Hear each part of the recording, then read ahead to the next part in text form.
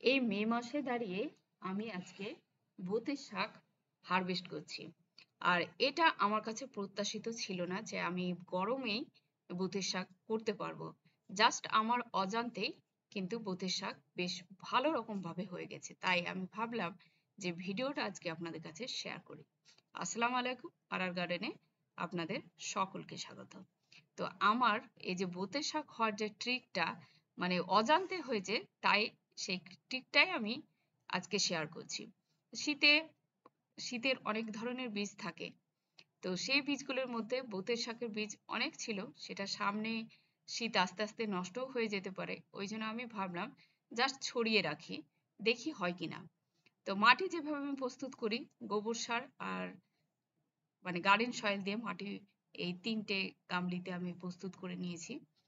আর যেভাবে আমি বীজ রোদে দিই ওই রকম ভাবে রোদে দিয়েছি, আর চারিদিকে স্প্রেড করে দিচ্ছি। আর খুব বেশি বীজ লাগে না, বেশি বীজ হলে কিন্তু গাদাগাদি হয়ে যাবে, তাতে শাক ভালো হবে না।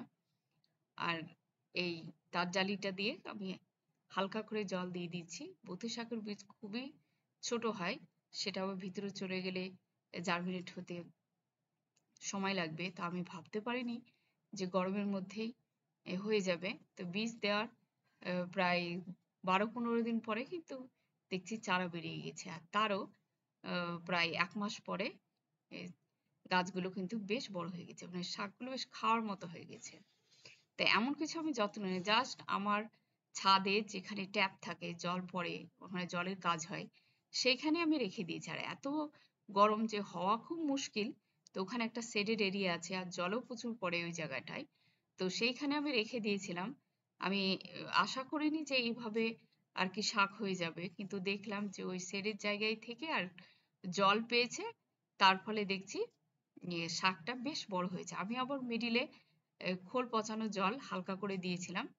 তারপরে দেখলাম যে মে মাসের প্রচন্ড গরমেই কিন্তু আমি এই বতির শাক পেয়ে যাচ্ছি।